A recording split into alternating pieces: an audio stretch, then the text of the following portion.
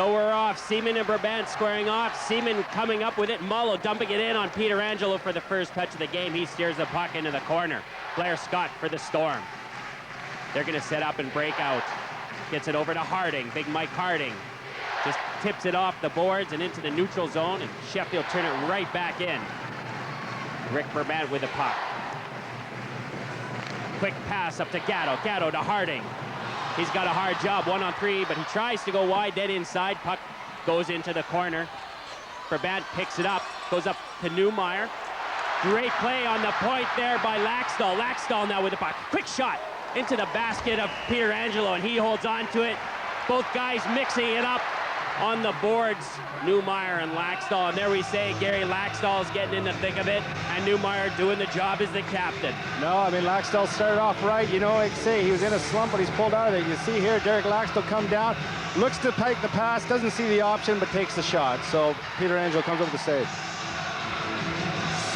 Laxdal with the quick release. He's got a heavy shot. He can score goals, but like we said earlier, he's been in a bit of a slump, and now it looks like he's getting out of it. Dale Junkin and Tomlinson squaring off. Linesmen dropping the puck quicker as they try and speed the game up here in the Ice Hockey Super League and the Benson and Hedges Cup. Fans want to see hockey, don't they, Gare? That's what they pay their money for. Chris Miller now right up the middle, to Hurley, who just tips it into the neutral zone, and it gets dumped in. Shervin with his first touch of the game leaves it for Kip Noble, who rims it. Finds its way to Courtney. Now we got a 2-on-1 here. Wynn and Courtney. Wynn tried to feed Courtney. Great defensive play by Chris Miller. He's hit the goal off. Maury Hansen is going to call a delay of the game penalty, and Chris Miller is not happy.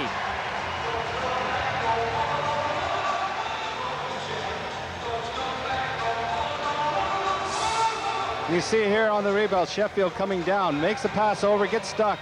But you can see the Manchester player just keep going, pushes the net off, and it's 2 minutes for interference. For a delay of the game. Yeah, for a delay of the game, sorry about that, yeah, you're right. Now what do you say? Could Chris Miller have avoided that? Is it dangerous when your goalie's right there? Well, it's one of those calls. You got the momentum going forward. It's hard to make the stop, but Murray Hansen saw differently. Wynn with the puck for the Steelers behind, tries to find Courtney. Continues up to McCosh. We're on the power play here. McCosh and Noble out there, they're the defensemen. This is an extremely offensive line out here for the Sheffield Steelers. The Storm are going to have to be on their best penalty-killing behavior. Dale Junkin with the puck.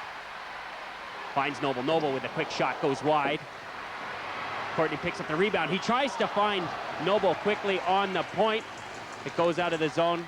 Gary, those are negative passes, aren't they, on the power play? No, they're not finding the tape, but there's you know, everybody's a bit tense at the moment. I don't think everybody's settled down a bit, but that'll come. It's been a very fast and frantic start to this game. A couple of minutes in, and the Sheffield Steelers are on a power play. Chris Miller is sitting off for a delay of the game penalty. He knocked the goal off its moorings.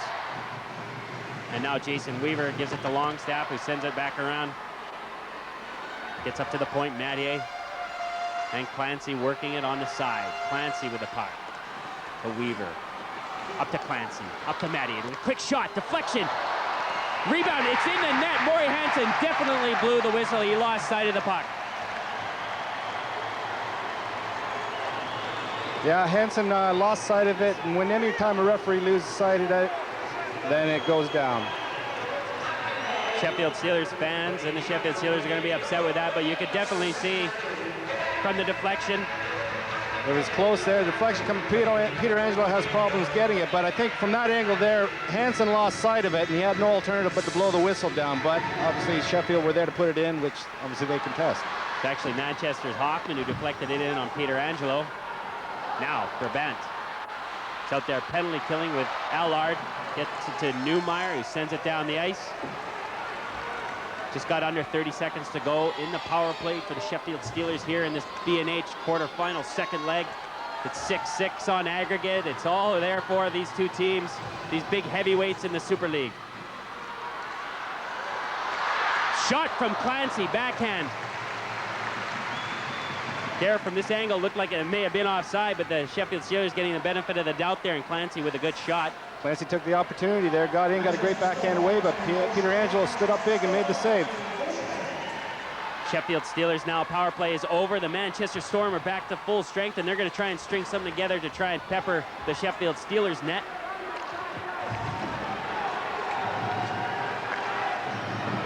Newmeyer now gets it to Krumschmidt. Krumschmidt through the neutral zone. The new signing by the Manchester Storm. Kirk Kleinendorf's not adding a lot to his championship squad. Like we've said before, if it ain't broke, don't fix it. Tail short now. Gets it across to his deep partner, Andre Malu, gets it out of the zone now. Big Frank Lascala with a shot in on Peter Angelo. He makes the save. Hoffman with the rebound. Up to Krumschmidt, who dumps it in. Allard giving chase. Jonathan Weaver now out there for his first shift of the game to Krumschmidt. And the Steelers break it out now. Tom Plummer backhands it across to Wynn. Wynn with the puck. The net gets knocked off. It's Moorings. Wynn trying to find Junkin in front of the net. Miller comes in to protect Peter Angelo from McCosh. This game is definitely on the boil. Well, I think you got to know now. I mean, at the end of the day, they're playing, 60 minutes. They got to play it hard, and both teams have come out hard. I think at this stage, Sheffield's had the momentum, but I think where Manchester, what they have to do is they just have to relax a bit and just keep control. You can see here, Sheffield get the puck again. You've got McCosh driving towards the net. He gets an extra little bump from the Manchester player. He goes straight into Peter Angelo. Peter Angelo takes a little bit of offense to that. Peter Angelo definitely doesn't like guys in his paint, does he? I don't think any goalie does. I mean, that's the thing. But, when a player of the other team goes in your goals crease, it's up to your teammates to get that guy out of there, and that's what he did. Shane McCosh, who we've said is an offensive defenseman, scored 36 goals and 134 points in 4 years in the Super League. Pretty impressive numbers.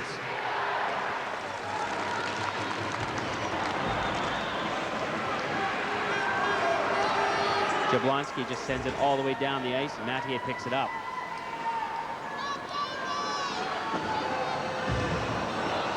Jeff Jablonski, the guy who's been playing some great hockey lately for the Manchester Storms, giving chase against ex-Air Scottish Eagle Hoffman. We got a penalty call coming up on the play. Shot! Shervin making the glove save. Got a hooking call coming up. Referee Murray Hansen calling against the Manchester Storm.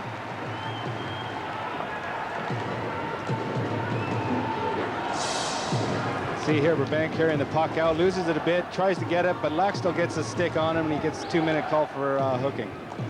There we go. Forgive me. It was Derek Laxdal for the Sheffield Steelers who's going to be sitting off. Manchester Storm are going to be on the power play.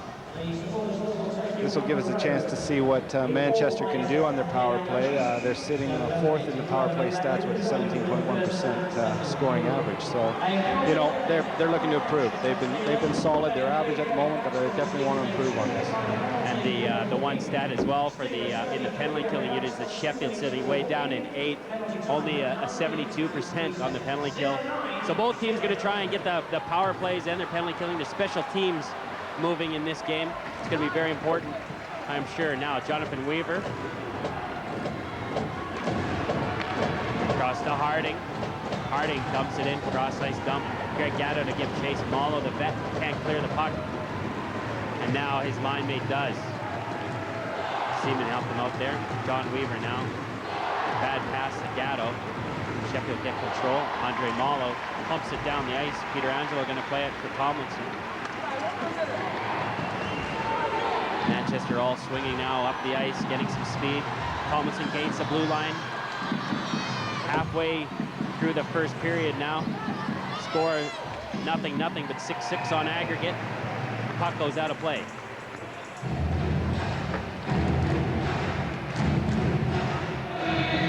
Tom Plummer's saying this season that it's going to be his last. He's going to retire at 31 years of age. Be a big loss to the Sheffield Steelers organization. He's a big fan favorite here. They call him the Duke. And he does wear cowboy boots. He does.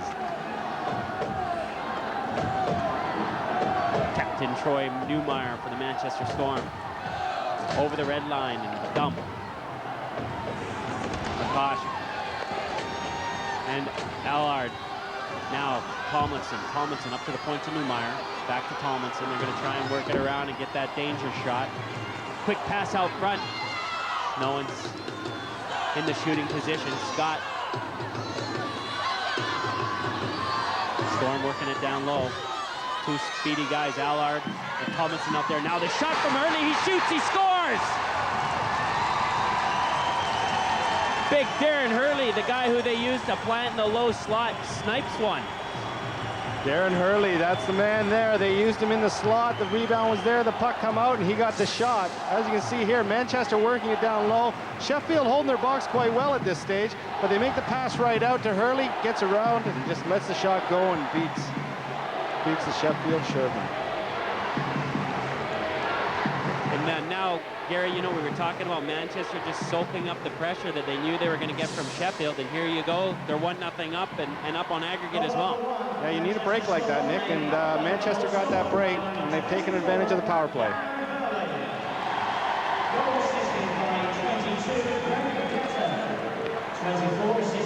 The Storm are going to feel pumped up right now, and the Sheffield Steelers are going to have to try and come out even harder here. Just over 8 minutes to go. Ed Courtney, who's not getting a lot of room out there to move. Gets closed down quickly in the neutral zone. Robinson up the middle. Nice one touch from Livingston. Now Jablonski with it on his off wing and backhand. He shoots. Shervin with a save. Rebound. Not in control. It's in the paint. Both teams mixing it up behind the goal. You can see they're on top of Shervin.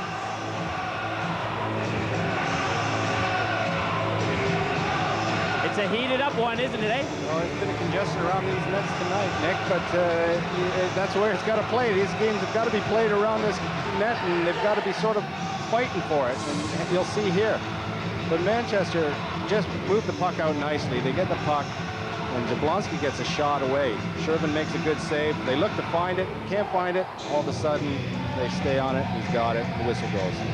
So Shervin's got a couple of saves now under his belt. He'll be disappointed. The first shot of the game from Darren Hurley, and it's in the twine. Well, it's the way it happens sometimes. You know, he could be a bit cold, just wasn't ready, and Hurley just definitely found the back of the net on that shot. Cale Short working hard on the wall against the Manchester Storm. Sheffield's D are working well, keeping the Manchester Storm out to the perimeters now. Chris Miller, shot, save. Shervin holds on to it. And no one has anything to say after that one, Gary. No, Shervin makes the save, but Manchester are now starting to take control of the game, Nick. They're starting to quiet this crowd, and that's what they need to do to progress. And I think here, you know, Shervin's making the big saves. He's standing up tall at the moment and taking away the pressure from Manchester. You see here, 77 gets the shot from Manchester. The shot goes through sort of a blind sort of passage, but Shervin found it and got it and saved it, and whistle goes. Sheffield Steelers can't clear the zone. Now the Manchester Storm working it well. Misfire there. Shervin taking it out of the air, holding on, not letting it go. Or in those danger areas, Gatto just with a misfire. Greg Gatto, you know, one of the sort of stronger players, and he was brought in to strengthen this team up, and he's done a great job so far. Look at that. He fights right through the Sheffield defenseman to get that shot away, and that, you know, that's not easy to do. I mean, that's how you score goals. You go towards the net, you try to fight him off, and you get that shot. So now the play switching, instead of being played in the Manchester end, it's being played in the Sheffield end. Except for now, Troy Newmeyer. Up to Gatto, just chips it off the board. Mike Harding giving chase. He gets pushed off the puck by McCosh. Weaver out there helping out McCosh. Far side pass, doesn't find anyone. Gatto sends it right back in. Big hit on the play. This game is keeping physical. Nice pass up the middle for Longstaff. Longstaff can't keep a hold of it. Goes into the corner. Quick pass out front. Newmeyer deflects it in on Peter Angelo accidentally, and Peter Angelo holds on to it. Well, there's no short of excitement in this game tonight. There's big hits being thrown. The players are driving for the nets. There's great passes being made. Look at here. You'll see Longstaff go into the puck, gets control. He looks around. See how he looks around there, looks for a pass, just throws it blindly out front, hoping that a Sheffield player is there. Well, the opposition to him, the Storm came back from 3-0 down in the first leg. So I'm sure he's not worried about a 1-goal deficit right now. But I bet he'd like to peg it back quickly. Darren Hurley moves inside out. Storm working well down low. Puck gets blown as they freeze it against the boards. Tomlinson out there with Darren Hurley. Tomlinson and Al are two really quick guys. Darren Hurley, their muscle man who's been sitting in front of the net. Yeah, I mean, well, that's the best place for him. He's so big and strong. He's hard for the defenseman to move him. That they're all big boys out there, and they play strong and they work hard, and that's what they need to do to get the opportunities that they've been getting. Of course, the Manchester Storm will be got an icing call coming up there. Chris Miller touches up, but as I was saying, the Manchester Storm will be waiting for Kelly Askew to get back in shape. The fans here are going to try and perk it up. They're the Manchester Storm fans who are happy with the 1-0 lead.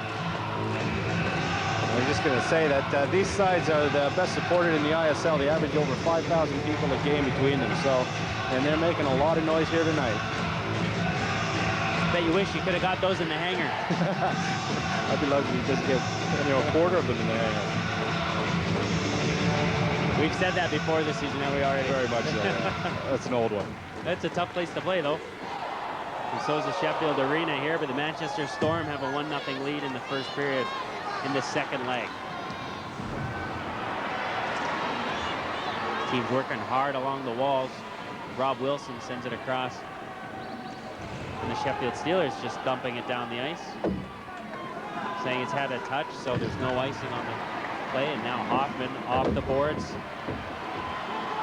Crumpschmidt to Newmeyer. Newmeyer driving.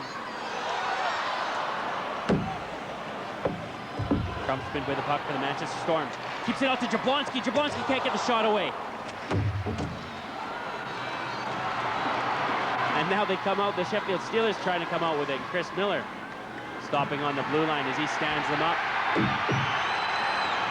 Manchester crying for too many men on the ice against the Sheffield Steelers, but Maury Hansen obviously says it wasn't. Always gets close around those changes on the fly. It's difficult, especially when the play's right there. I mean, you're trying to get guys in and off. Anything can happen.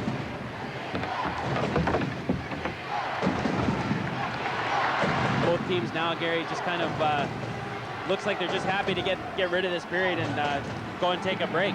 I mean, it's been played at a very fast pace, Nick, and I think, the guys are getting a little bit tired out there. And once they start to get tired, they're going to get a bit sluggish and they start making the passes and missing the passes. But looks like Hoffman's going to have an interference call against him. He's going to sit off for a 2-minute minor.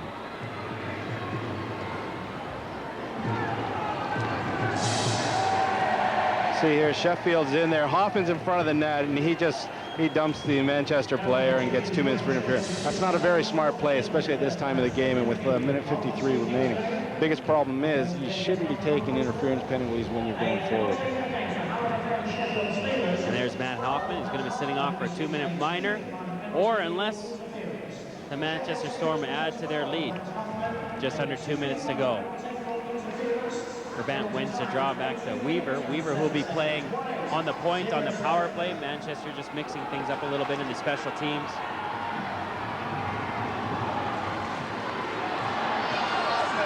Rick Brabant driving, stops on the hash marks, looks to set up. Across to Scott, to Brabant. Brabant winds up, puck takes a deflection off Wynn, but it doesn't go up. Brabant now winds up, shoots. Puck doesn't get through. Hurley losing his footing there. Sorry. Here we go now. Teeter Wynn, 1-on-0. Shoots. Great save, Peter Angelo. Rebound, save, Peter Angelo. Harding now gives it back to Scott. Teeter Wynn with an awesome opportunity. Short-handed. He actually got a short-handed goal in the first leg in his hat-trick appearance there. Great little hockey player, that Teeter Wynn. He's a solid player out there, and he's been so good for this club. He's just really sparked them up. You can see here the turnover. Manchester getting caught flat-footed. Jonathan Weaver goes to whack it, misses it, and Wynn comes in with the puck, kicks it, and shoots. Oh, great save. And then he comes back in for the rebound. But again, Pietrangelo stands strong. It's actually Mike Harding who lost his footing inside the Sheffield zone, who caused that breakaway there by Teeter Wynn. And now, here they come again. Clancy across the middle, shot, drive to the net. Net's going to come off its moorings. Sheffield Steelers fans crying for a penalty, but couldn't really see much there. I'll tell you, Sheffield at the moment, I mean, they're a man down and they're creating all the chances, and they're driving to the net. Manchester getting caught. Look at this. This is Longstaff. Longstaff's got it, throws it over, or Laxton, sorry, throws it over. Clancy across to Weaver, Weaver with a drive. And look, he just drives, gets the shot away, but just couldn't get a good handle on it. You can see that great shot from the net cam. That net cam's had some snow thrown up on the lens there. Pietrangelo's goal crease getting a lot of action in this first period, but the Steelers are 1-0 down. And Tomlinson drops it to Newmeyer. Cross to Chris Miller, who dumps it in. Shervin gets out and plays it.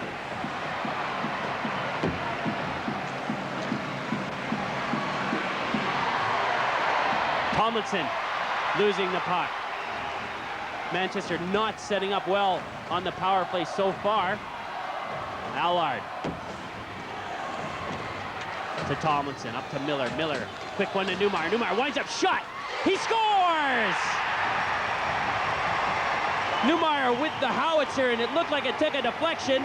With 7 seconds to go, it's made it 2-0. You can see here, Manchester not having good control, but they throw it over. Newmeyer gets the shot in, and I think it deflects off of, was it number 24? So it's a tip in off him, and that, look at that, crowd in the net. Shervin can't see, gets the puck, goes by his glove side low.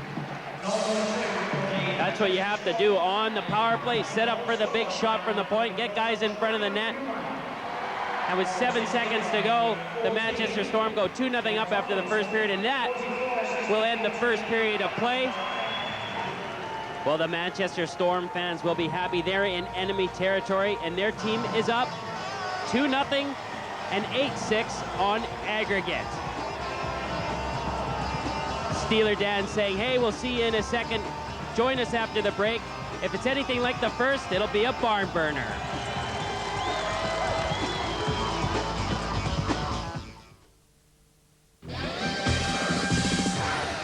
Hitting from behind is a penalty infraction in the game of hockey. It's when a player makes contact with another player with some type of force any place on the ice.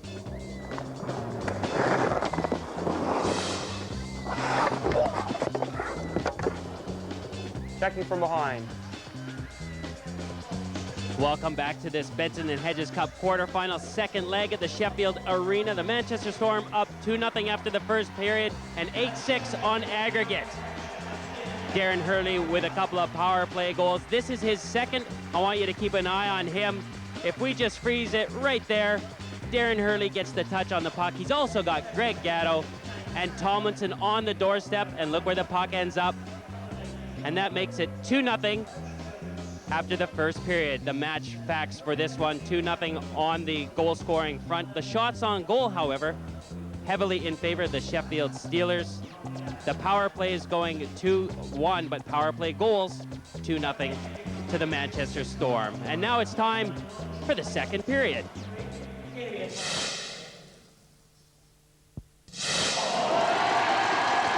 So those are the visiting Storm fans who have had the break during the intermission, rested their vocal cords.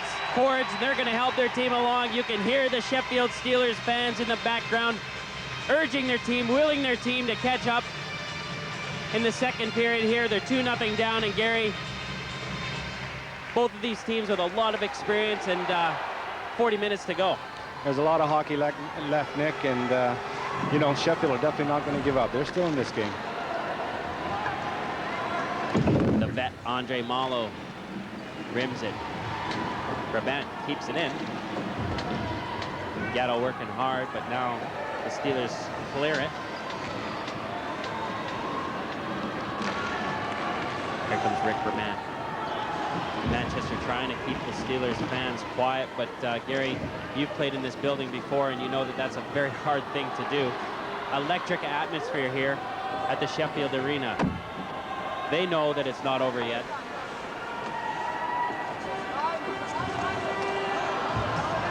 Newmeyer with a quick pass, can't find Harding, but he deflects it in on Shervin. Shervin plays it to Makash. Makash, who was acquired from the Bracknell Bees this summer by head coach Don McKee. And he skates through the neutral zone and gets it into the Storm zone, but they just hump it right back all the way down into Sheffield's end. Kip Noble touches up, goes all the way down the ice. Don McKee, he would have been organizing the team in between the intermission there, or in the intermission, and getting everyone relaxed for this second period. Yeah, I don't think Don McKee's going to be too unhappy with the way they played. It's just a couple mental errors defensively, and they were, again, both on the penalty killing that created goals for Manchester. But I think their overall play has been great.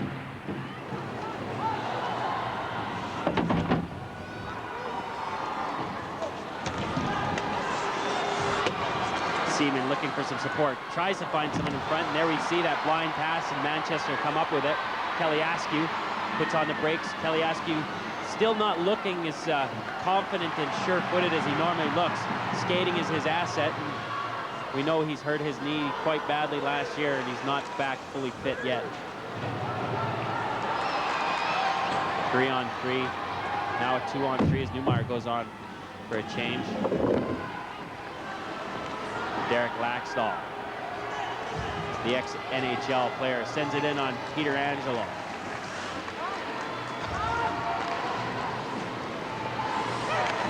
Big Mike Harding rims it in. Strong rim that gets picked up by Brabant. Brabant with a strong work against Noble, and Ed Courtney comes in to help out his defenseman. Right up the middle. Great pass by Teeter Wynn. 2-on-2. Brabant's back, though. 2-on-3 now. Teeter Wynn with a puck. Delays. Pass to Makash. He's back out on the ice. Shot. He scores! Shane Makash comes back on the ice from an injury. First touch, and it's in the back of the net. Well, that's just what that Sheffield team needed. They needed a leader out there, and they got that in Shane Makash. You can see this crowd has just erupted, and they're back in this game. See the Sheffield just break out. They come over the red line, over the blue line, they make the move in, they keep control of it, they have a look, throws it back to Makash, who's skating in, who just one time's a shot low to Peter Angelo's stick side, and it's in the back of the net. I gotta say, Gary, Teeter Wynn delivered one of the nicest passes that I've seen so far this season. That's just tape to tape, and that's what they're needing. You know, they need to make those passes and need to hit the tape, and you know, when they do that, they're effective. And like you said there, as soon as that red light would have gone on behind Manchester Storm's net, it erupts the crowd here in Sheffield. Oh, well, that's it. Now the crowd's going. They're wanting this team to pull forward even again. They want to get that tying goal and then go on to victory. But this crowd will not stop, that's for sure. Face off to the left of Peter Angelo. Manchester win it. Darren Hurley, the 2-goal scorer so far in this game. He's had a great game. Leaves the puck. Rob Robinson winds up. Shot. Sorry, it wasn't a shot. It was just a real hard pass off the boards. It was close enough. Would have been a very daring shot from there. Makash now with the puck. Drives wide. Blind pass out front off Hoffman's skate. Shot now from Wynn. Goes wide. His opposite number, Tomlinson, finds Allard. Allard gets dispossessed. Quick pass to Courtney now. Courtney on his off wing, winds up, shot. Save Peter Angelo, who holds on to the rebound with Wynn right on the doorstep. Wynn and Courtney at it again, and that's why Ed Courtney is a goal scorer. He sees those opportunities and he takes them. You'll see here Wynn make the puck out over to Courtney. Courtney looks, decides to take the shot, and a great shot. Peter Angelo comes out big, but see how Wynn just dives in for that rebound. Ed Courtney, that prolific goal scorer, we say it all the time. I wish I could come up with a couple of more words to describe the guy, but my vocabulary is not that good. At least he always hits the net, Gary, with his shots. Yeah, he's got a great eye for the net, and he does hit it. And as you said before, he was running into problems. He wasn't getting space because that's why Manchester was shutting him down. He's a danger man, and that's what they're supposed to do. But now they gave him a little space, and he could make things happen. Manchester now working in Sheffield's zone. Jeff Jablonski with the puck, getting kept outside by Wilson. Now the puck inside to Jablonski. Shot. Great save, Shervin. Rebound sitting there. Shervin with a great save, robbing Jeff Jablonski, his ex-teammate. Up down close here on the wall in front of Manchester's bench. It's just an absolutely electrifying game here. 2-1's the score. A great game of hockey. No, you couldn't ask for a better game in a better situation. You know, two teams fighting it out to the, not the death, but to get that position within the semifinals of Benson Hedges Cup. You'd like it if it was to the death, wouldn't you? Well, a lot of people would probably like it, but we can't do that. Oh, Tommy Plummer getting his feet, looked like his feet kicked out from behind him. He's not happy about that. Lays a cross check on Blair Scott. Things are heating up now. Maury Hansen going to call a few penalties. There's definitely a penalty call coming up against the Manchester Storm. And I think a few more will be coming up. We'll get them to you in just a second. But Tommy Plummer, you can see, loses his... I think we'll see here. Who is it? It's 44. Newmeyer just Newmeyer coming in. Picks Plummer out of the way, but gets 2 minutes for interference. They call that the slew foot, but I don't think Newmeyer really... Well, Newmeyer was protecting his guy coming around the side, and he's just sort of stepped in front of Plummer, blocked him, but Plummer's gone flying, and I think Mr. Hansen just thought it was a little bit too much of an interference. Now, Gary, as a coach, you wouldn't mind maybe Troy Newmeyer getting the penalty because that was the call, but the retaliation penalty, I was always taught that is the worst penalty. It is the worst penalty, Nick, but I mean, at the end of the day, this game is so intense, and you know, the guys just, you know, they're playing on adrenaline, and things happen. Very understanding of you. I wish you were my coach. I try to these now and then. Kip Noble touches up. Icing call. Confirmation of Troy Newmeyer's penalty, 2-minute minor for interference against Tommy Plummer of the Sheffield Steelers. So both those penalties are going to cancel each other out.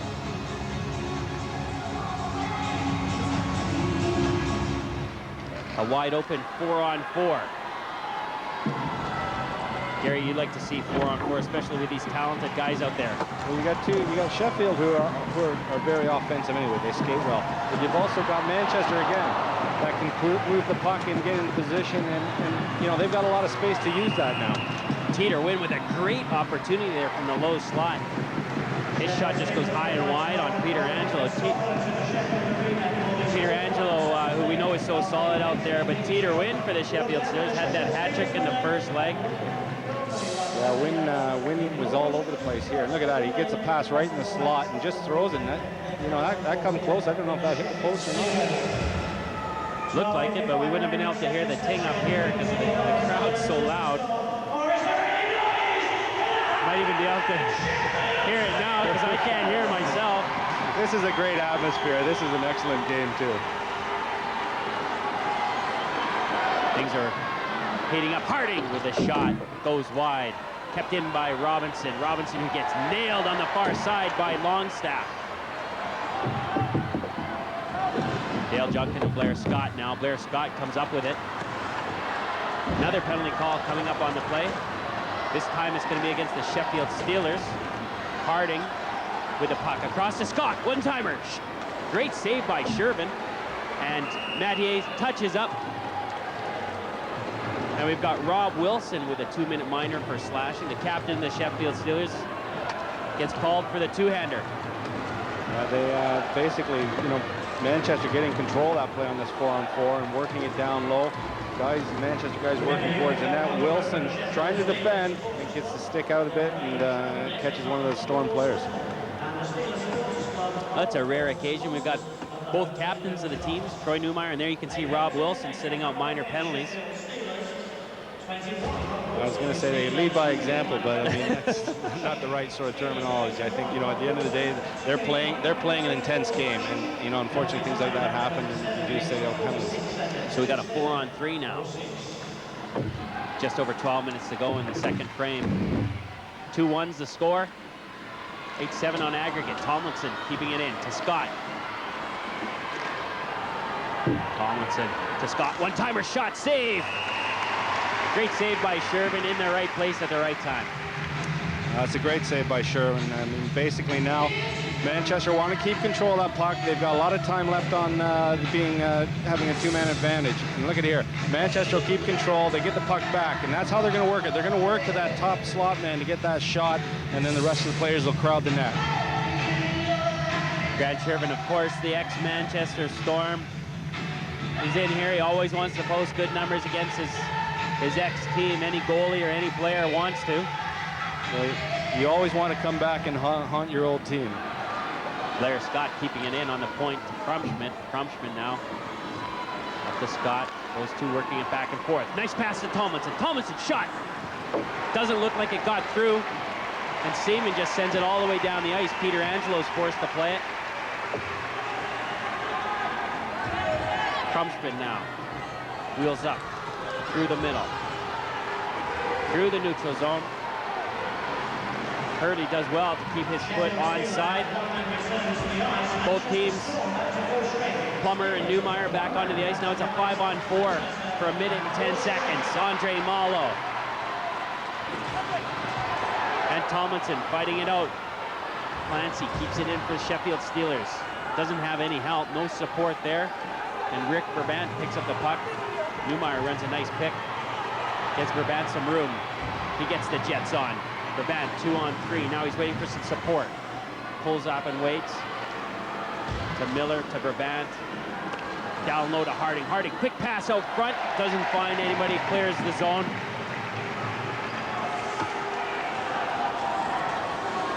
Manchester swing out, gain some momentum, fire back in now. Kip Noble has got some time to clear the puck.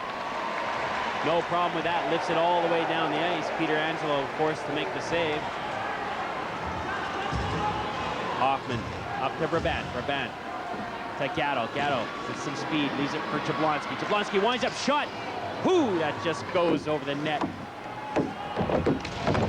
Would have given Shervin a haircut there. That one right over his head. Shot from the point, takes a deflection, goes across to Miller. Miller on his backhand. Rob Wilson back onto the ice. Both teams are back to full strength. Entertaining special teams. Provides no goals though. Shane McCosh, the goal scorer for the Sheffield Steelers, the defenseman who was off the ice getting some treatment, steps right back on and scores now. Shot from a bad angle by Junkin. Testing Peter Angelo, and another shot going wide. Sheffield starting to get their offensive machine wound up here. 3-on-2, but Manchester coming back hard. Longstaff, nice pass to Win. That's the moment. Sheffield, just after killing off those penalties, they basically now they've got a lot of confidence and they're showing it. They're coming out at Manchester with everything at the moment. Ed Courtney, nice move on Jablonski through the skates, but can't keep a hold of it. Manchester, Krumschmidt, cross ice dump. Malo plays it out of the zone. We have a penalty call coming up on the play. Too many men on the ice for the Manchester Storm. Maury Hansen getting advised by his linesman. Absolutely no hesitation on that call. No, I think that's the thing. I mean, the linesman can make that call and they can assist the referee in making that call. And that's what they've done here. Manchester with 6 guys on the ice, on their change, getting caught on the change, and now they're sitting in the penalty box for 2 minutes with a bench penalty. You can see the Steelers fans happy about that. Kurt Kleinendorf electing for Kelly Askew to serve the penalty for the team. I think Kleinendorf is not going to be obviously happy. Any sort of penalty that relates to a bench is definitely something that he's not going to be happy with. And now they're a man down, 9:04 to play, and you know Manchester's got the momentum going, or Sheffield, sorry, has got the momentum going at the moment. Rob Robinson sending the puck down the ice. Gary, momentum is something everyone talks about, but it is something that's physically there. You can feel it, can't you? Yeah, there's no doubt about it. If you're skating hard, you're being physical, if you're making checks, you're making things happen. And at the moment, Sheffield's doing that. They killed, like I said before, killed off those penalties and started to change things around on their offense. And they're really putting pressure on Manchester. Rob Robinson with a great defensive play a little while back, but Rob Wilson with a shot now. And we've got a call coming up on the play. Maury Hansen calling out an interference call. Looks like it may be against Jason Weaver, perhaps running a pick on the play, on the power play. This is one of those judgmental calls that a referee can make. You think you're just helping your teammates out, and you get caught for something like a pick. And it's all about interpretation. Picks are definitely those 50-50s because you're taught it in the systems on the power plays, but yet if you get caught, you serve a penalty. Yeah, I mean, it's difficult, but he's got caught, and they're now playing 4-on-4. 2-1's the score here in the second period. Tomlinson drives on his backhand, can't get the shot away, looks for some support. Got wide open ice out here, great skaters. Jonathan Weaver now, great move inside. Can he get the shot away? Elects to pass it to Miller. Jonathan Weaver with a great chance in the slot there. Elected to pass where maybe he should have shot. But now he's alone out front. Miller can't find him.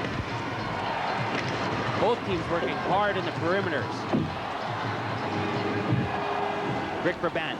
Now Ed Courtney. Ed Courtney almost with a breakaway, was getting held up by Brabant. Couldn't get the handle on it. He's left it for Peter Wynn to pick up. Peter Wynn now. Another great pass to Malo. Malo winds up, shot, save, rebound. Rebound was there by Wynn, and Wynn is just playing a heck of a game. Nice pass up the middle. Breakaway shot off the side of the net. Peter Angelo sprawled all over the place, but the whistle had gone on the play, Gary, and we couldn't hear anything. No, I mean, we've lost total sight and sound of all this, but Sheffield are just throwing everything at Manchester. I think it was just an offside pass, and basically Sheffield just sort of couldn't get control of it. It wouldn't have mattered if it went in the net anyways. Seaman there, just a foot or two offside, and he goes 1-on-0 against Peter Angelo. Peter Angelo is a big goalie as well. He covers a lot of ground in that net, and he did on that instance. And he's been making some big saves. He's keeping Manchester in this game anyways. Cale Short sends it all the way down the ice for Troy Newmeyer of the Manchester Storm. When those players take it behind their net, they're actually setting things up for a breakout. Rick Brabant has picked up the puck in Sheffield's zone. Manchester Storm back to full strength now, are on a power play for another 25 seconds. Want to try and set things up for a shot on goal. Take advantage of this quick power play. Harding sends it in for Askew to pick up. Askew can't get the handle on it. Harding does pick it up to Brabant. Brabant gonna work it around for the one shot. Brabant winds up, shot, takes a deflection. Harding takes it up high at the body, but he keeps going, tough guy. Hoffman with a shot, deflection. Harding goes wide. Longstaff, can he clear the zone? Looks like Hoffman keeps it in. No, sorry, it was Hurley. Hurley keeps it in now. Good work from the big fella. He's had a heck of a game so far with a couple of goals. The only two the Manchester Storm have scored so far. But they're leading 2-1 in this second leg of this B&H Cup quarterfinal second leg. Great move by Longstaff, gets the shot away, and Peter Angelo makes the save. You're getting some great back and forth hockey from both teams now. They're both pressurizing each ends of the net. Sheffield coming down now. You got Longstaff, puts on a nice little dipsy-doodle. He pulls the puck back between his legs, throws the defenseman off, gets it in for the shot. Peter Angelo stands tall again and makes a big save. Absolutely great move from David Longstaff. It's one he practices a lot. Those are moves you don't get away with too often. I mean, you can pull them off once in a while, but I mean... There you can see the shots on net so far in the first and second periods. Total of 19-10. Sheffield almost doubling Manchester in that category.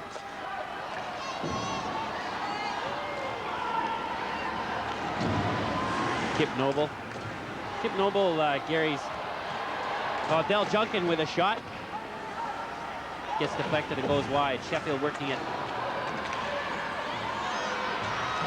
off the boards and out of the zone. Jablonski now, he has no support. Gets a shot. Nice pass, tries to get him out front. End-to-end action here. Ed Courtney, great move inside, amazing move, shot! Takes a deflection off Newmeyer, goes wide. Peter Angelo didn't have to make the save, but amazing skill by Ed Courtney. That's the dump that goes in. Shervin can't play it. Tomlinson goes awkward into the boards there. Feisty guy, giveaway. Giveaway by Kel Short. Shot by Allard. Glove saved by Shervin. This is getting good. We got a little scuffle down here. Allard and Kel Short. Nothing will amount to that, I don't believe. Now they'll let each other go and get back on with the game. But you watch Ed Courtney. Ed Courtney now getting to find space. He goes coast to coast here. He'll take the puck out to the left-hand side, have a look, cuts back in. Makes a nice little move around the Manchester's defense and gets a shot on net. And Peter Angelo directs it into the corner. Here's Ed Courtney. I think he deserves a break after that, don't you, Gary? Oh, just a little one.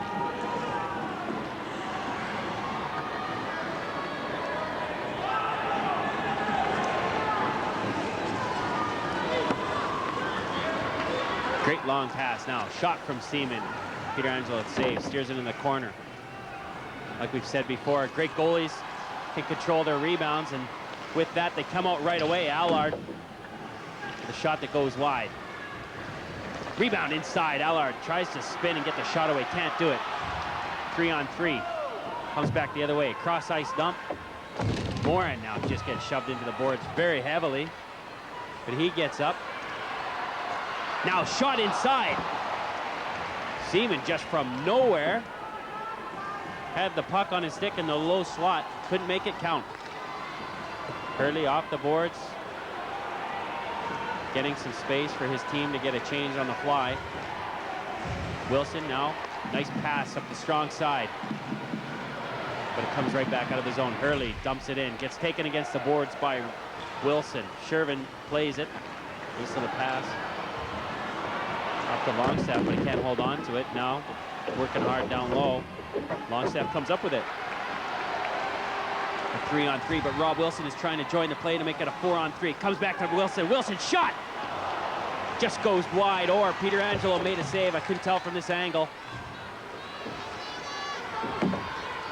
Peter Angelo getting the blocker out there. The puck goes into the corner. Rob Wilson coming in from the D to make the rush and make the shot on net.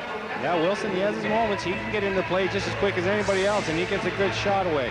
I think Longstaff throws it over to Wilson in the slot. Wilson just takes a wrist shot. Peter Angelo directs it into the corner. Here you see the physical aspect of the game now. Sheffield still playing aggressive, still hitting, and Sheffield laying a big hit on the Manchester player in the corner.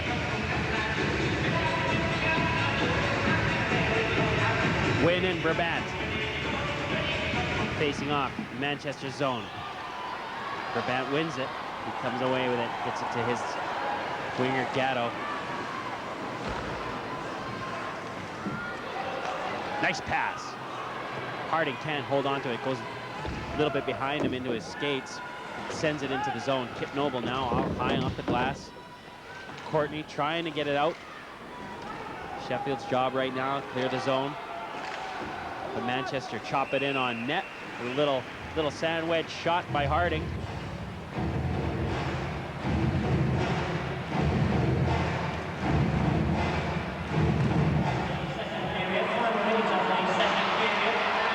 Cross ice dump.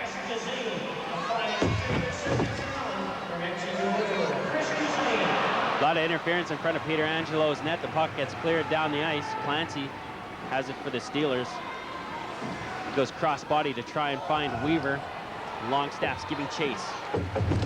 He hits Robinson right into the boards hard. Robinson goes down, holds on to the puck. Robinson went in a little bit awkward there. he started to fall, and I think the momentum of Longstaff just catches him when Robinson goes down. You can see here, as he going in for it, Robinson kind of loses his footing, but obviously Longstaff's momentum just keeps him going. Didn't try to be dirty on it. It's just one of those things that's happened. Longstaff, British born and bred, and I'll tell you what, Gary, if I was building a team, this guy would be one of my first signings. I like him. David's a very good player. He's got great, hands. He's well aware of what's going on the ice, and he's a big, strong boy. So that definitely adds to and helps his presence on the ice. Shot from Noble. Sheffield win the draw. When you think Kip Noble's being quiet, he comes up with a quick shot like that. And he, again, is one of those guys that always hits the net.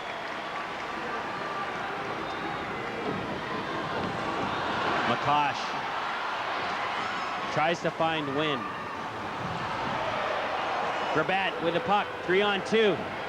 Shot from Gatto, goes wide. Rebound, dumps it in on the goal. Whistle goes. No time left on the clock, though. That'll be it.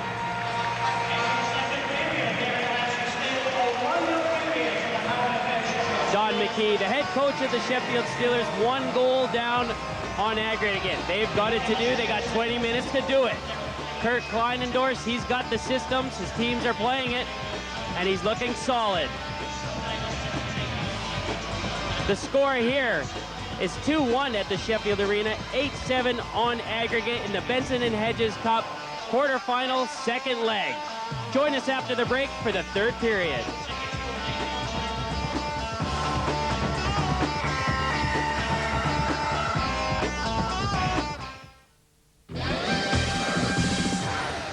Charging is a call that is made when a player uses more than 2 strides to make a hit on another player.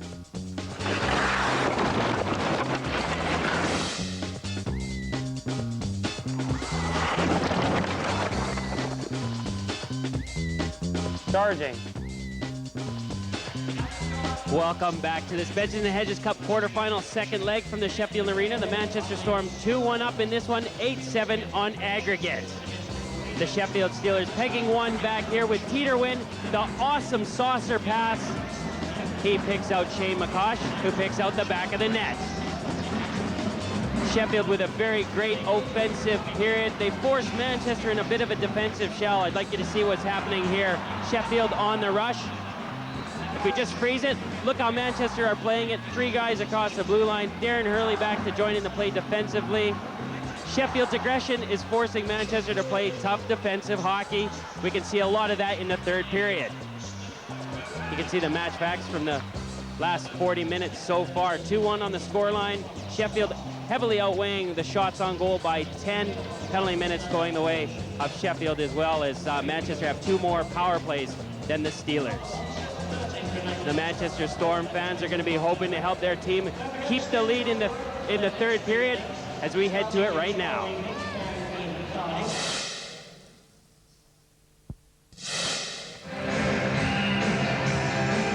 Well, the last 40 minutes of this game have been electrifying, and I'm sure the next 20 are going to be just as exciting. 2-1 is the score. The Manchester Storm are leading the Sheffield Steelers. And I imagine Gary Sheffield are just saying, okay, let's pull out all the plugs and go for this. Well, they've got nothing to lose, Nick. They've got to pull it out now, but I don't think they're going to go too fast too soon. I mean, they've still got a lot of time left, and they don't want to throw away any goals, but eventually they're going to have to break it. Now, if they keep up the momentum, they keep the physical aspect of the game going, they're going to pull a goal back. Seaman with the shot. Doesn't find his way through. Harding sends Brabant. Brabant steps inside. Hits Harding. Harding, quick shot. And Shervin, he makes a save. Now, Gary, you were saying to me in the intermission there that Sheffield won that. They got the goal back, but definitely on all your scorecards, they won that period through and through. Yeah, I thought they were definitely the better team out of there. They kept the momentum going. They skated hard both ends, and they worked, and they made hits, and they made things happen. You can see here, on the turnaround, Manchester break over. They get Harding the shot. Harding gets a shot. Shervin makes the save.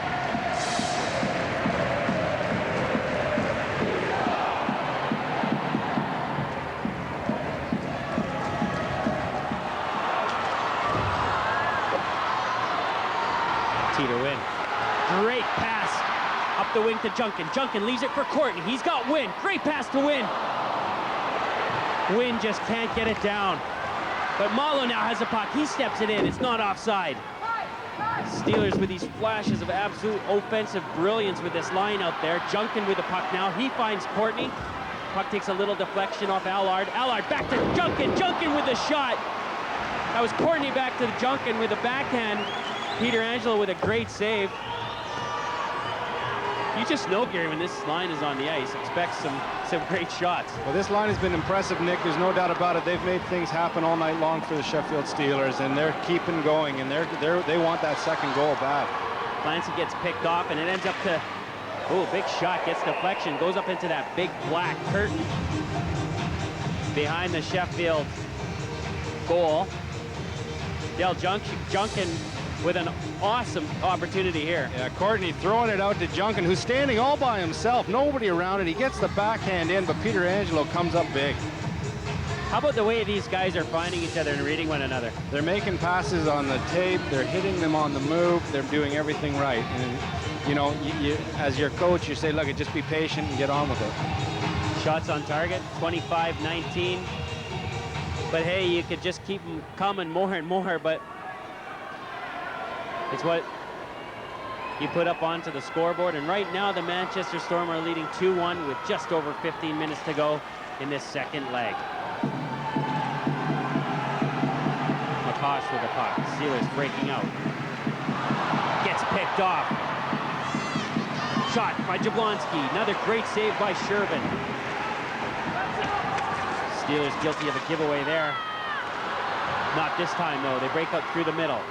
Another pass. Great pass. Weaver with a shot. Just goes wide as he slid it down low. Clancy through the neutral zone. Gains the blue line. Weaver can't get a handle on it and let it go.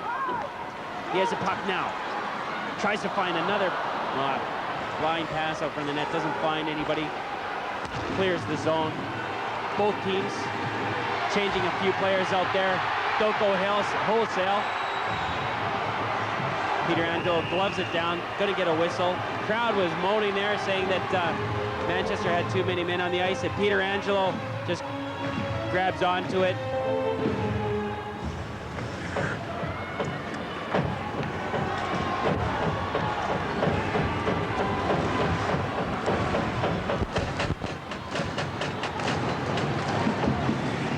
Moore, the utility guy, he's out there, freezes the puck against the boards for the face-off down low, and that line's done their job.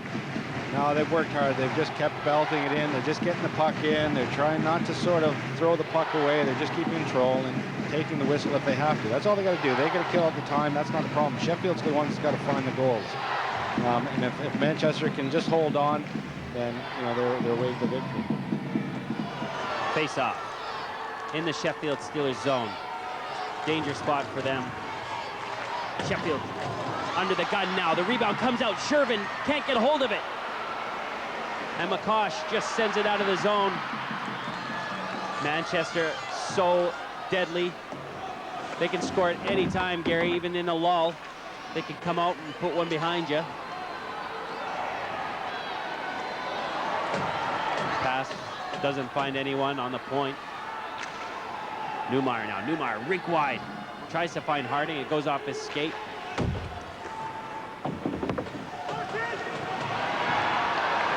Now the Steelers on an attack through the neutral zone. 4-on-4. Manchester not getting outnumbered in their zone at all in this period. Brabant can't clear the zone. Over to Wynn. Wynn. To Courtney. Shoots. He scores! Ed Courtney and Peter Wynn combining for Sheffield's second goal. They tie it up. It's 8-8 on aggregate in this Benson and Hedges Cup quarterfinal second leg.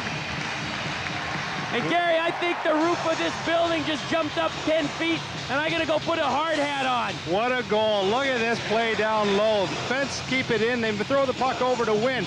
Wynn gets control, looks it up, and big Ed Courtney just standing on the doorstep, puts it in the net. Your boy. Beautiful goal. We've said it again and again, when this line is on the ice, you gotta watch it, and they buried it that time. And we've just got a heck of a game on our hands now, Gary.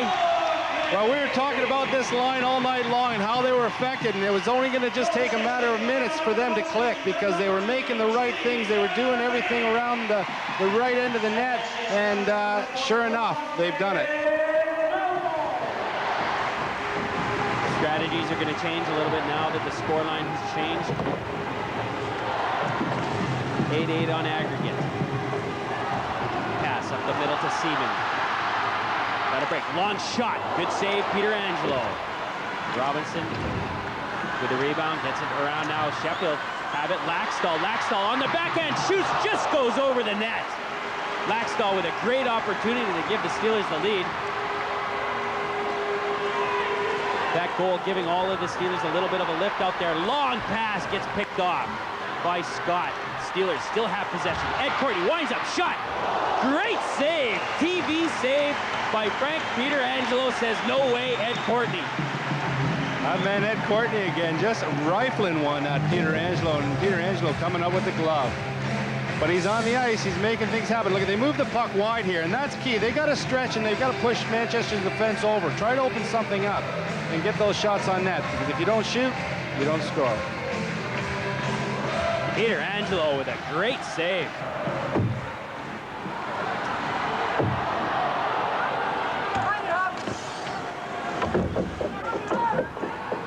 Play going hard. Comes up. Shot from the point. Takes a deflection. Pietrangelo, great save. Corrals the rebound. That almost came from nowhere. Well, that line out there is still creating such problems for the Storm. And, you know, they're getting everywhere. They're getting in front of Pietrangelo's face. You'll see here, the puck goes in. It bobbles. It gets a deflection from Junkin and wins. Still one hand on his stick trying to force it in. But Pietrangelo holds on and takes the whistle and gives the Storm a little bit of a breather.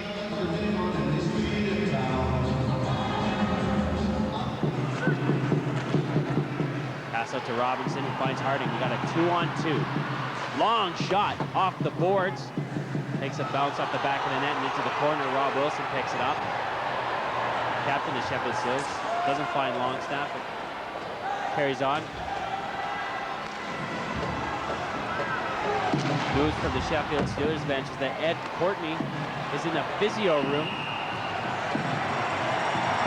having some work on his hand or wrist. We've got a penalty call on the play. Maury Hansen calling an interference call. Interference call against the Sheffield Steelers' Rob Wilson. The Manchester Storm are on a power play. Face-off down low in the Sheffield zone.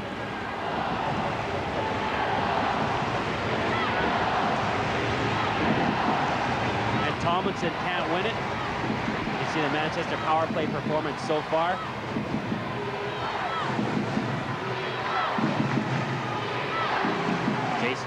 Jonathan Weaver now with the puck. Finds Miller. Chris Miller. Hasn't had much help down low there, but Jonathan Weaver couldn't keep it in. Pietrangelo playing it across for Chris Miller. Seaman out there, forechecking hard. We saw Sheffield work very hard on the PK earlier on in the game. But Manchester have had a very successful power play in this one. Darren Hurley with a couple of goals.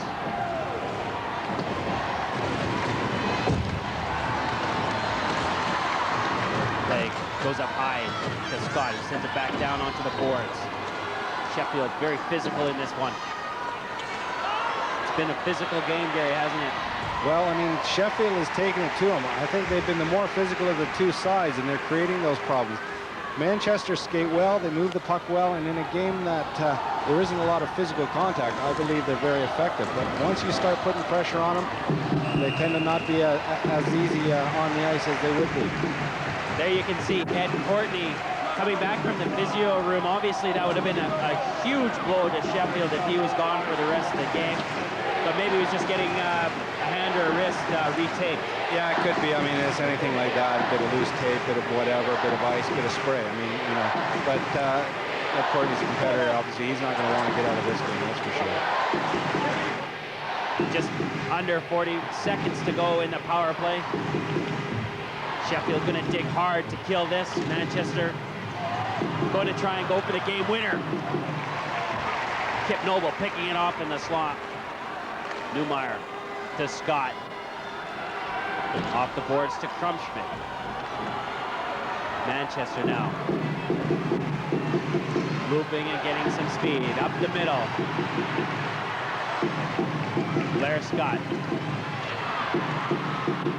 Livingston. To Morin. Livingston to Krumschmidt. Krumschmidt tries to find Jablonski. Now Jablonski.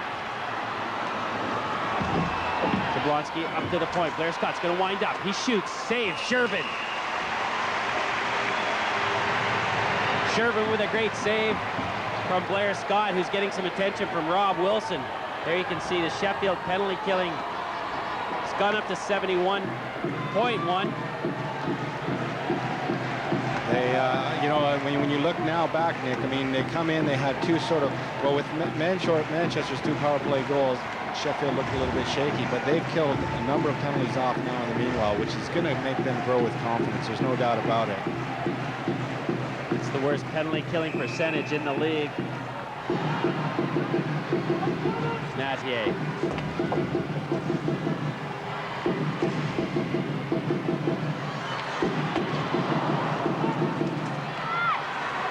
See, things are just settling down now. The Manchester Storm shot from the point doesn't find its way through. Shervin makes the save now. Harding sends it back in.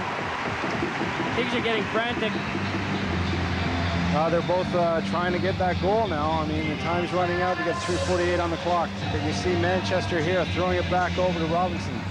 Gets the shot in. Shervin deflects it back into the corner. But the Storm stay on it. Big Mike Harding throws out in front. Shervin hangs on for the whistle.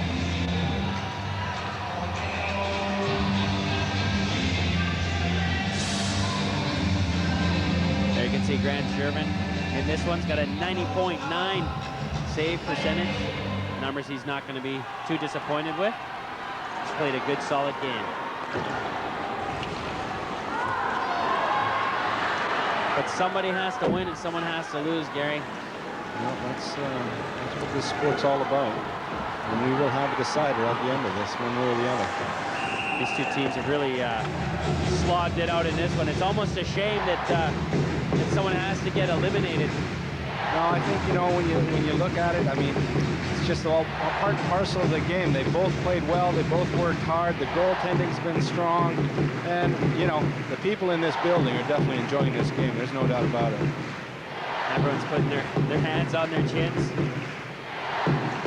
It's a nerve-wracking period. They're just trying to will their team to put that puck in the net and get the winning goal. I think it's more times tense for the supporters than it is for the players out there. Jablonski with a drive. Shervin stacks the pads and makes the save as he tries to go high on the short side. I'm pretty nervous too. Faceoff comes all the way down the other way. Jablonski with a great shot there on Grant Shervin.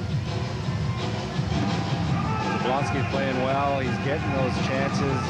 Nothing's coming off yet, but you'll see here they break out, they cross the red, they hit him, and he comes in. Like Shervin's holding his ground until the Manchester player makes one move, and he can then make a save. And that was an excellent save by Shervin. Gary, at this point of the game, when the legs are feeling pretty heavy, is it going to be one of those rink-wide passes that breaks it open? Well, you know, it's usually something that's a bit finicky and a little bit off the play that creates a goal. I think these players are getting a bit tired, but they're still, you know, trying to keep the momentum up the best they can. Grant Shervin takes that pop fly out of the air. Just under 3 minutes to go. Don McKee there. Will there be a timeout call? Will he be trying to gauge what things are going to go on? Well, no, I think a timeout call, they can still use that timeout call best into the overtime period, so I don't know if he's going to waste it. I wouldn't think he would. These two teams are deadlocked at 2-2 in this one. 8-all on aggregate, and if it stays like this, we go to sudden death overtime, and if there's no decider then we go to penalties. Most exciting part of the game, isn't it, eh? Penalty shots? That is, it's very exciting. It's not overly exciting for the players, though, that's for sure. Penalty shots are the Benson Hedges Cup is the only competition that actually sees penalty shots. So I'm actually kind of looking forward to seeing them here. Oh, it'll be interesting, that's for sure. There's a lot of game to play yet. Puck just comes dangerously in front of Peter Angelo's net with Hoffman. Big line out there, Hoffman, Laxdal, Seaman, hard-working line, Laxdal can't get a hold of it. Manchester just not taking any chances, getting everyone back in the zone. Long shot goes wide. Harding with a long shot for the Storm, just sails wide now. Again, Harding, long shot. This time, misses on the short side.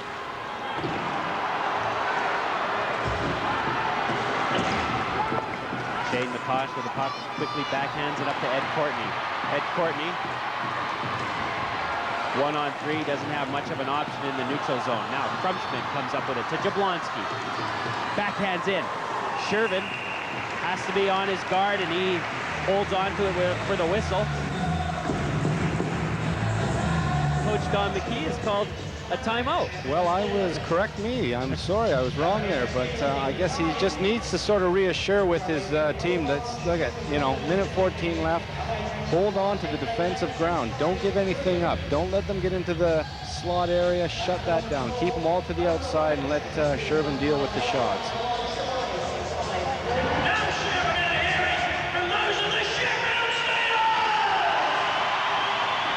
And there you go, the Sheffield Steelers fans going to urge their team along. Coach Don McKee calling a timeout to perhaps give his line of Courtney Wynn and Junkin a rest. A bit hectic in front of the Steelers goal there. Faceoff is going to come outside of the zone, saying Allard was in the crease. His body's all over the place there, and Manchester getting that shot on net. Actually now, I think the faceoff is going to come inside. They're saying that Allard was pushed into the crease, so it wasn't his fault for being in the paint. It's so important that you got to get a couple of guys out there that can take faceoffs. Definitely at this stage of the game, they need every draw. You need to defensively win that draw, and obviously if you're on the offense, you want to win that draw and get it back. Minute to go in regulation time. Are we heading to overtime, or can one of these big heavyweight squads muster up something and get a game-winning goal? Big hit by Courtney. It's actually Jason Weaver that delivered that hit. He's got Courtney on the wing.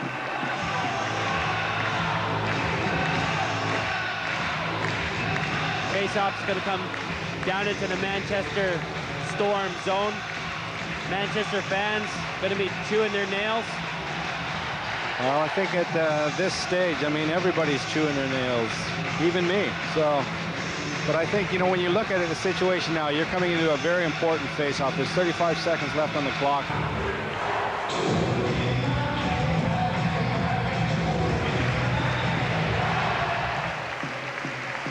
Face-off. Won by the Sheffield Steelers. Ed Courtney with it. Courtney and Junkin working with it. That gets picked off by Newmar. He can't clear the zone. Shot, save! No rebound. Courtney whacks. Nothing there. Peter Angelo holds on to it. Face-off looks like it's going to come out of the zone. Well, the Steelers are definitely not giving up, and they're throwing everything at the Manchester Storm. You can see here the shot comes in from the Steelers right on Peter Angelo. And Big Head Courtney's right in there trying to get that puck in the net. Ed Courtney there, I was wrong. The faceoff's going to stay inside the Manchester Storm zone. Again, jockeying for position for these huge faceoffs. The biggest of the game, the most important, and Manchester win it. Krumschmidt. And Robinson off the boards. Livingston might try and get one shot. He does, but that's it. Sheffield's Don McKee tried to call the timeout to get the game-winning goal. He doesn't. Manchester Storm getting geared up. We're heading for overtime. There you can see it. It's 2-2 at the end of regulation, 8-8 on aggregate. We've got 10 minutes, sudden death overtime.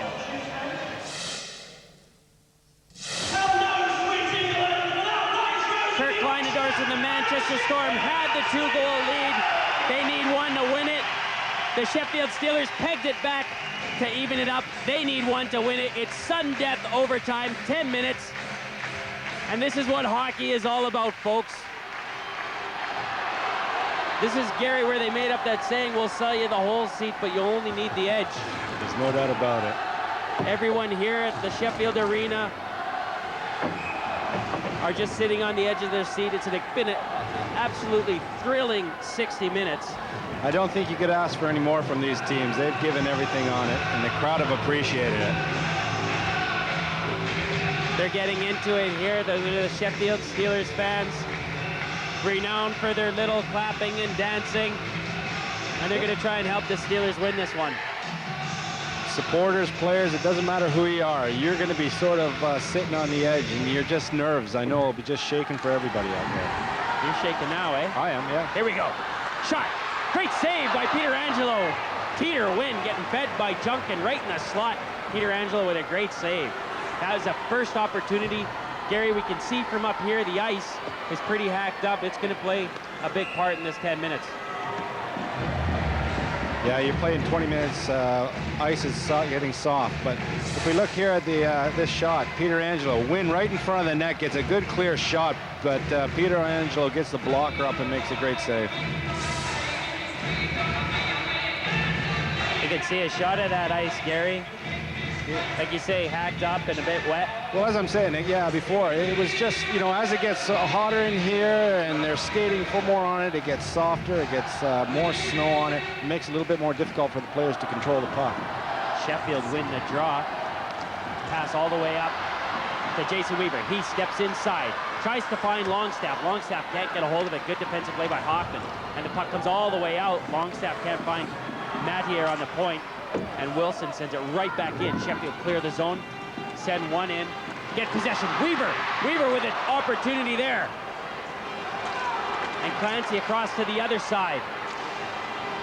Chris Miller has lost his stick on the play for the Manchester Storm. And a whistle goes, offside is the call. There's Chris Miller's stick. He lost that earlier on the play. I bet you everyone got a lump in her throat there.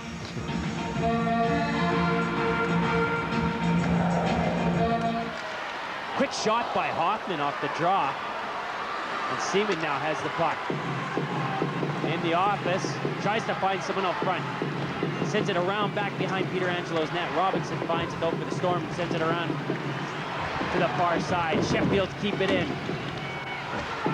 Sheffield working hard down low, 2-on-2, but Seaman's there. Seaman comes up with it. Can't find anyone driving. Now we come back the other way. Jablonski drop pass, shot, great save, rebound, doesn't know where it is. Cale Short picks it up. He can't clear the zone. Newmeyer just sends it back in off the skate. Newmeyer keeps it in again. Newmeyer being solid on the point, and we got a penalty call coming on the play. And it has to be a heck of a call to be called here. It takes a brave man to call a penalty, that's for sure. But you look here, you'll see Jablonski kicks the puck, brings it back in, drops it. And Thompson gets a shot and gets it in on net, and Serva makes a great save. The penalty now comes up where you'll see Manchester gets in, gets a slash, but the retaliation, I think, gets called on short. Troy Newmeyer, the captain of the Manchester Storm, receives a 2-minute minor penalty for slashing. Race for the puck. Mathieu wins it. The Steelers keep possession. They're going to work it around, try and break the box down and get the shot on goal. Longstaff. Got Clancy. Clancy cross to Wilson. Wilson winds up, shot, great save off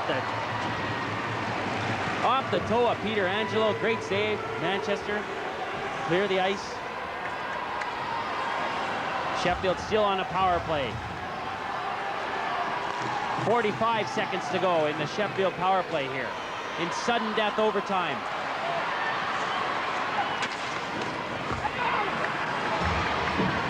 Courtney reverses it to Clancy. Hoffman backhands it.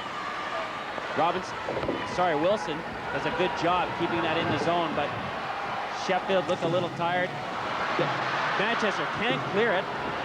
Hoffman's going to have a chance to. Wynn giving chase. Great. Kip Noble keeps it in with the skate. Manchester finally cleared the zone. We got a race for the puck now. Rick Brabant, one-on-one on the backhand. Shot goes wide. Now we come back the other way. 3-on-2. Ed Courtney. Ed Courtney tries to shoot from the bad angle. Goes into the net. Net goes off its moorings. Back down at the other end. Wow, that was lucky. That was lucky for the Steelers. Storm were on the break out there. You can see here, Big Ed Courtney slided into the net, but that was just after Rick Brabant launched one right up the middle of the ice. Ed Courtney, the vet, he knows what he was doing there. He gave that a little shove, didn't he? You got to be thinking of doing things like that at this stage of the game. You know, not enough to get caught, but just enough to sort of delay the game a bit. Look at the nerves on these guys. It's tense, Gary. You can just feel it. It's going around this whole arena. Absolutely. Each fan here wants their respective team to win, and, you know, they're all right on the edge of their seats.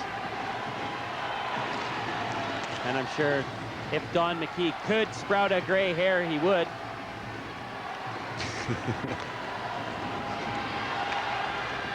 Jonathan Weaver to Tomlinson. 2-on-2. Tomlinson driving hard. Gets taken into the boards. Good defensive play. Tomlinson comes out with it. Tries to find Weaver. Shot from the point. Newmeyer deflection. Darren Hurley with a deflection.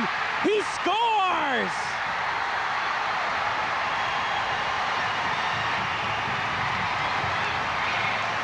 Unbelievable. Darren Hurley with the hat trick, and it's dismay here. The House of Steel is just in awe. Kirk Kleinendorf with a wry little smile. Grant Shervin is heartbroken. The Sheffield Steelers with a gallant effort, but the Manchester Storm. There's Don McKee. Nothing he could do. It's a face of defeat. But I'll tell you what, he deserves a pat on the back. A great effort by the Sheffield Steelers. As you see, Manchester working out in front. They get the shot, they fall, but they regain control of it. They get back to the defense, get that one-time shot in, and who's standing there? Darren Hurley. Third goal of the game, and the winner in overtime. And now we can have a look at the highlights from this highly electrifying game. Darren Hurley started the scoring from the Manchester Storm halfway through the first period. This shot beating Shervin. Hurley made it 2-0 again on the power play with a tip-in. Sheffield pulled one back through Shane McCosh. Great pass from Teeter Wynn. McCosh found the back of the net. That prolific goal scorer, Ed Courtney, from point blank, made it 2-2 to send it into overtime. And then the hat-trick man, Darren Hurley, on the tip-in, made it 3-2 and gave the Manchester Storm the win. Well, we can hear now from both of the coaches. First of all, the winning coach, Kirk Kleinendorf. Unbeaten against Sheffield in the Benson and Hedges Cup. How sweet was that? Well, it was pretty sweet. It was a heck of a hockey game for anybody that likes the sport. 2 up, all of a sudden we're even. Overtime, they're carrying the play to us. They've got a power play, and we managed to get a huge, huge goal, obviously. Penalty called against the Storm in overtime. That must have hurt. Well, I thought Hansen did a great job tonight. He let us play. It was a big game, and you know, he really wasn't a big part of this hockey game, and I think that's the way it needs to be. The two teams on the ice settled the score, and we won in a very difficult building to win in. But it was certainly a very tough game, probably the toughest game of the season so far for the Storm. Well, you would expect that it would be. I mean, it was a game that meant a tremendous amount for both hockey clubs.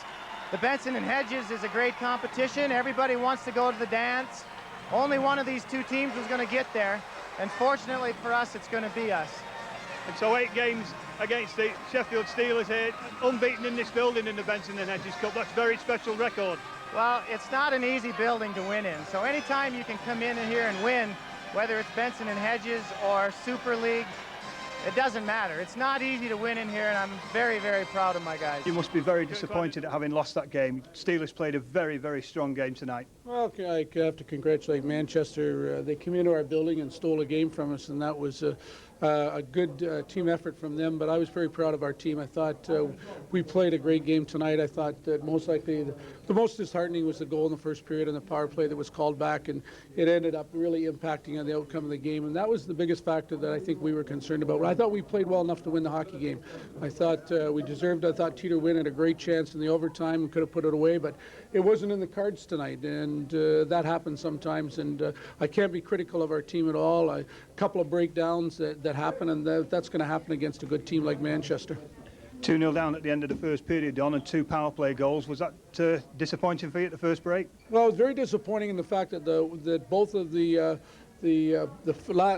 second goal came off a penalty that was called in the offensive zone in front of the net, an interference call, which is really questionable when you compare to what happened out there tonight, but that's the way they call the game, and any coach is frustrated when his team takes penalties in the offensive zone. And late in the third, Ed Courtney left the ice for a few minutes. Any problems with Ed? Yeah, he took a slash in the arm and wrist, and we hope it'll be okay, but he needed to get it treated before he went back on the ice, and a little bit of freezing helped it. The key tonight for the Steelers seemed to be to shut down the Brabant line. Was that one of the major factors? Well, we focused on all the lines, but we did do a good job in the Brabant line. I don't think they had too much offense tonight, and especially Mr. Brabant himself. I didn't think that we let him have the room that he needs in order to really have an impact on a game. But Mr. Hurley did it there, and with the tip in late in the game, and it's a situation that we most likely created this mess for ourselves about 2.5 weeks ago when we lost in our own building to Bracknell and set ourselves up to play Manchester. But congratulations to them. They're a good hockey club. They're both good hockey clubs, and Gary, we've just sat through a little over 65 minutes of some great hockey, probably the best hockey that we've seen all season so far. No, exactly. I mean, what a better advert for the sport. I mean, these two teams gave it their all tonight, and you know, they put on a show for everybody here, and it's one that won't be forgotten for a long while. At the beginning of the show, we said that one of these two teams was going to take a break, and the other team was going to get a little bit closer to that cup. And, I mean, that is the heartbreaking point, is that both of these teams work so hard. They both deserve the win, but it isn't that kind of sport, is it? No, definitely. And I mean, I think when you talk to Don McKee, I mean, he talked about he was very proud of his team and the effort that they put up for it. And I honestly did believe they played an excellent game, and they frustrated Manchester. And the 3 goals that Manchester scored were basically against the run of play. And the other mistake there that caused the goals and gave Manchester the result that they were looking for. And the 3 goals, of course, were all scored by Darren Hurley. He played an outstanding game. He did his job, and he grabbed that game-winning goal that we can have a look at. Yeah, I mean, you look at here. I mean, the Manchester keep it down. They work it back to the point. They get the shot. Hurley standing right on the doorstep, taps it in, and it's there. It's his 3rd goal. It's the winner in overtime, and he's got to be a very happy man. Well, we saw, you know, we talk about Darren Hurley and the roles that certain hockey players play in games. He's not a goal scorer. He comes up with 3 because he was doing his job. Yeah.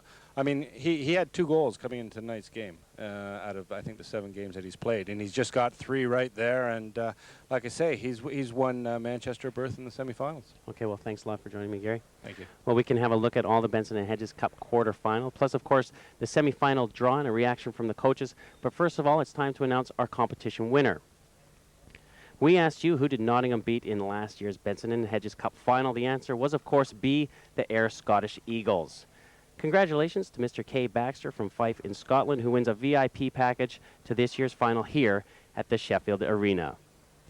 Thanks very much for entering that draw. All you people out there, you have another chance, of course, to win some tickets later on in the month. Coming up after a break, the quarterfinals from the Benson and Hedges Cup, plus, of course, all the other weekend's action in Rink Roundup.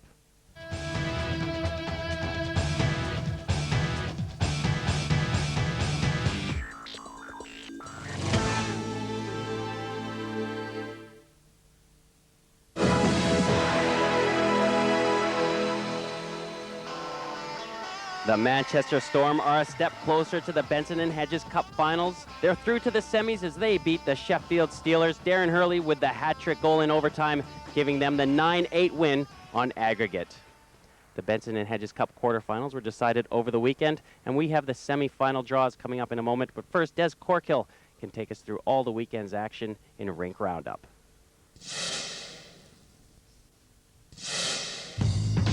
Bracknell flex their ever more powerful muscles with a 7-4 win over Newcastle at the John Knight Leisure Sport Complex on Saturday.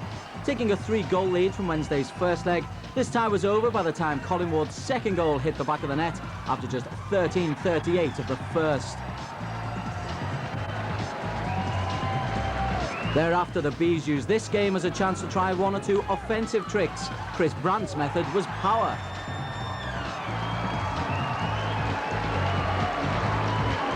Todd Kelman, in for the injured Dennis Chassé, showed his ability to mop up the scraps in front of the net with 2 goals in a 3:36 spell midway through the second period. By the end of that stanza, a shell-shocked Jimmy Hibbert had conceded 6. Bruno Campese's shutout was spoiled by an Anthony Johnson shot from the wing with less than 8 minutes on the clock. But despite River Kings out shooting the home side 42-30 and taking the third period 4-1, it's clear that Newcastle, despite their Finnish contingent, have problems. Goals for Mikko Koivunaho and Jarvi Irikainen couldn't hide that. Taking advantage of those erratic boards at Bracknell, Todd Goodwin completed the Bees' scoring effort. If they carry on like this, they'll be attracting more than 1,300 to the Beehive.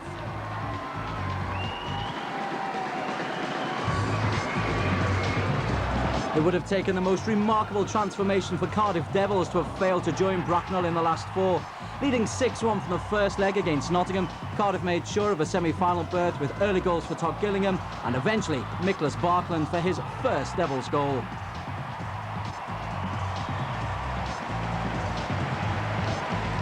Fellow Swede Daniel Jardemeyer continued to prove his worth to the Devils scoring machine with a confident finish 2:30 into the second.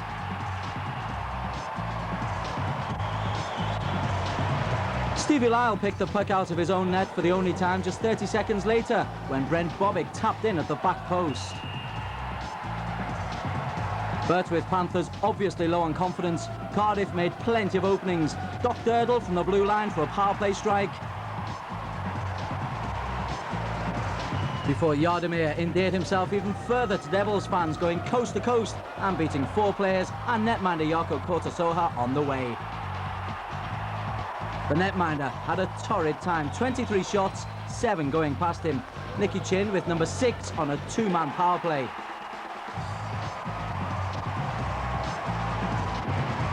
Steve Morrier's goal completed the scoring, 4:02 from the end of a 7-1 win on the night, 13-2 on aggregate. Panthers desperately miss Adey, Robbins and Bishop. But Cardiff versus Nottingham normally means a good scrap. Chin and Panthers' Graham Gordon receive a 5+ game and a 10 minutes conduct and match for fighting respectively. Gillingham and Curtis Bowen also thrown out the game, defending champions Nottingham out of the cup. Jeff Sargent is the man about to play a starring role in the first leg of their semi-final with London, a 37-shot shutout for Sargent. This wasn't to be the night's night. A problem with the ice pad at the London Arena meant a short, unscheduled break in the second period. Penalty problems gave Ayr a 5-on-3, converted by Louis Dumont 13:01 into the period. That proved to be the only goal of the contest. The Knights dominated, but Chris McSorley's team were left wondering just how they might get the better of Sargent in Sunday's second leg. Ayr must have thought they had one step in the semis. Well, they didn't. Sargent faced another 37 shots in the return game. This time there was no shutout. 2 goals in 57 first stanza seconds turned this game around as John Bice superbly set up Jeff Johnston. And Tom Asher's shot was neatly deflected home by Todd Wetzel. Eagles were chasing a 4th successive B&H finals place. Not that you could tell. Something has obviously clicked at London. Bice made it 3 before the first buzzer. And even when Ayr had a man advantage, it counted for little. The Knights scored twice short-handed in the second period. Paul Rushforth through Sargent. Bice involved in a beautiful setup for Jeff Howe to find space at the far post. 5-0. Sargent, so confident the night before, left shell-shocked. Night 6 for Johnston really should have been saved. And it's just too frustrating for the netminder. He takes exception to Todd Wetzel firing a shot after the whistle, but if you'd gone from 100% to 81% save percentage in 24 hours, you'd be frustrated too. Just one more agonising moment for the netminder. Bice neatly deflecting Claudio Scremin's pass in for number 7.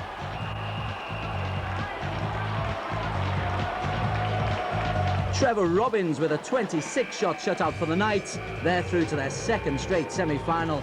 It's hard to think the Eagles were Grand Slam champions just 2 seasons ago.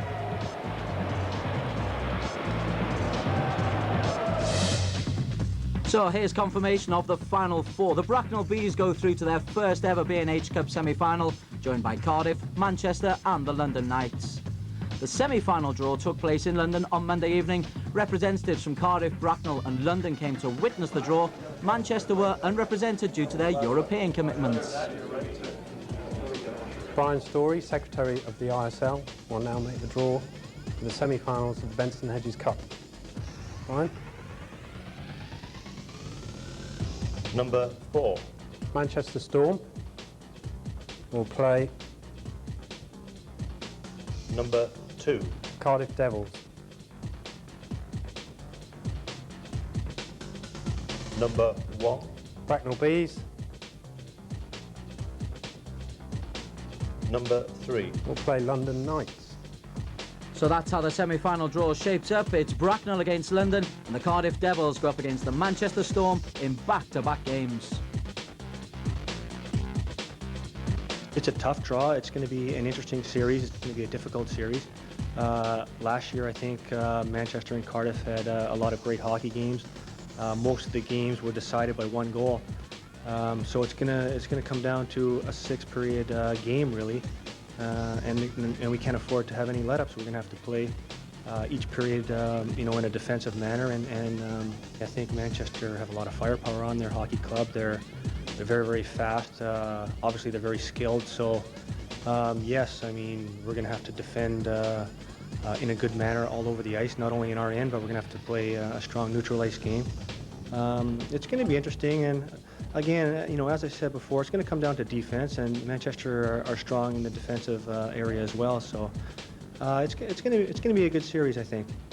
Early on in the season, we had some injuries to some key players, and we're going into games with 12 and 13 skaters, and we really put no heat on the team. We allowed our guys to heal, and ultimately it's all come down to this past weekend where we had a healthy squad, had a chance to put 37 shots on goal against Ayr on Saturday night at home, and turn around and fire another 37 back on them up Sunday night in their building. So we have a good squad. Guys put pucks to the net, and good results happened. All 3 centermen right now are very good skaters.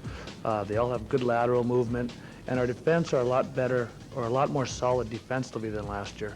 So I think we've got a better team, and hopefully it shows in the near future. It's going to be a bit of a street fight the whole way through. Our teams match up really well, both skill-wise and physical hockey, and I think the fans are going to get every appetite whetted in respects to what type of hockey they want to see. They're going to see skill, they're going to see hitting, they're going to see some fighting, and whoever's going to be left standing after 2 games will be the team that is going to stumble up the street to see who they're going to play next.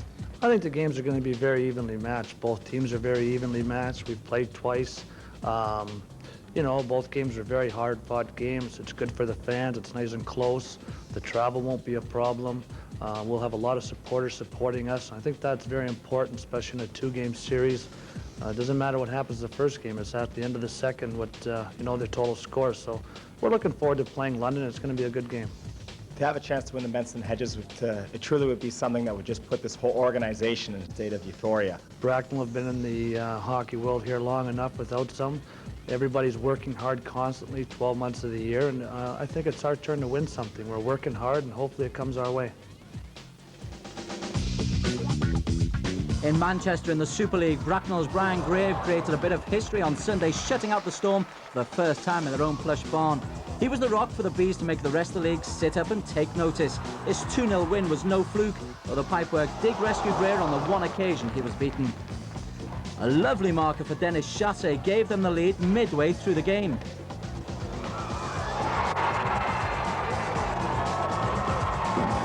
"43 seconds into the final period, Todd Goodwin scored short-handed. Manchester lose at home. Dave Whistle's team are good.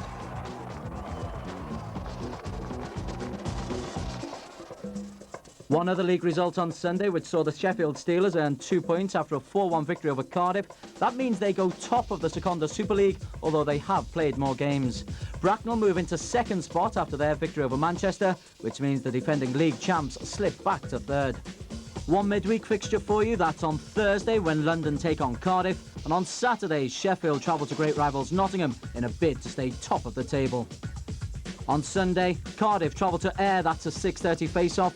The on-form Bracknell Bees will be looking to take another 2 points off Manchester. The puck drops at 6. London plays Sheffield, 4 o'clock face-off, and it's 7:38 as Newcastle take on Nottingham.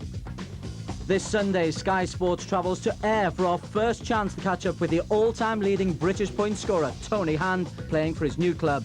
That is the Eagles take on the Cardiff Devils, the 1999 playoff champions. That's on Sunday, the Ayr Scottish Eagles versus the Cardiff Devils, live and exclusive on Sky Sports 1 at 6:30. Well, thanks a lot, Des. We're looking forward to our first trip to Ayr this season. Also in that program, I'll be talking to the great Tony Hand and seeing how he is enjoying life back in Scotland. But from the House of Steel, I'd like to thank you for joining us. It's been an electrifying game and a great advert for British ice hockey. Bye for now.